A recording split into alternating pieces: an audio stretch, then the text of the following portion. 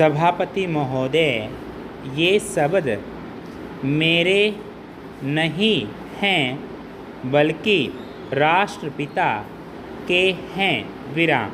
जो लोग आज सरकार में बैठे हुए हैं, विराम, क्या वे अपने दिल में सोचेंगे कि यह देशद्रोह शब्द बालकों को अंग्रेजी पढ़ाने के लिए राष्ट्रपिता का कहा हुआ है? विराम। आज 54 वर्ष देश को स्वतंत्र हुए हो गए हैं, लेकिन राष्ट्रपिता की इस बात पर आज तक ध्यान नहीं दिया गया है। विराम। अंग्रेजी भाषा को पढ़ाना क्यों बंद नहीं किया गया और उसको दैनिक कार्यों में क्यों प्रयोग में लाया जाता है? प्रश्नवाचक।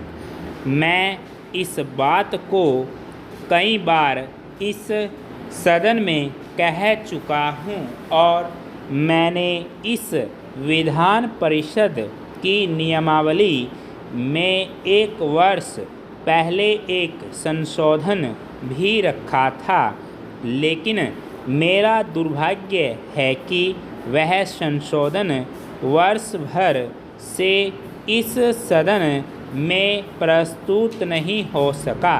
विराम। मेरी अपनी राय है कि कम से कम दैनिक कार्यों के लिए यदि सरकार अंग्रेजी भाषा पर बंधन लगा दे तो बहुत अच्छा हो और जो यह अनुशासनहीनता है वह भी समाप्त हो जाए। विराम। पैरा। सभापति महोदय, जैसा कि मेरे मित्र ने कहा, लड़कों के माता पिता अंग्रेजी का प्रयोग करते हैं और उनके शिक्षक भी उसका प्रयोग करते हैं, फिर बालकों पर उसका प्रभाव क्यों नहीं पड़ेगा? प्रश्नवाचक। मैं उनसे सहमत हूँ कि बालकों में नकल करने की आदत होती है। विराम। जैसा वे अपने बड़ों को करते देखते हैं वैसा ही वे करते हैं। विराम। अगर हम कोई बुरा काम करेंगे तो उसका प्रभाव बालकों पर अवश्य पड़ेगा। विराम। आप देखेंगे कि जिस मनोवृत्ति के माता पिता और शिक्षक होते हैं उसी प्रकार के बालक भी होते हैं। विराम। हम दूसरों को तो परामर्श दे देते हैं लेकिन स्वयं उस पर अनुपालन नहीं करते। विराम। इसके साथ ही साथ हमको शिक्षा प्रणाली की ओर भी ध्यान देना है। विराम। शिक्षा के जिन तरीकों को आजकल अपनाया जा रहा है वे वास्तव में लाभकारी नहीं हैं। विराम।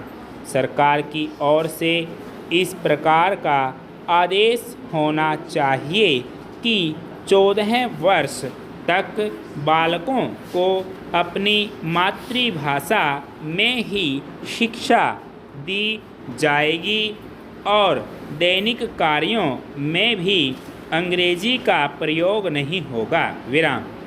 इस प्रस्ताव में अनेक महत्वपूर्ण बातों की ओर ध्यान दिलाया गया है।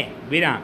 मैं समझता हूँ कि माननीय मंत्री जी इसका उत्तर देंगे तो कह देंगे कि हम बहुत सी बातों पर कार्यान्वयन कर रहे हैं।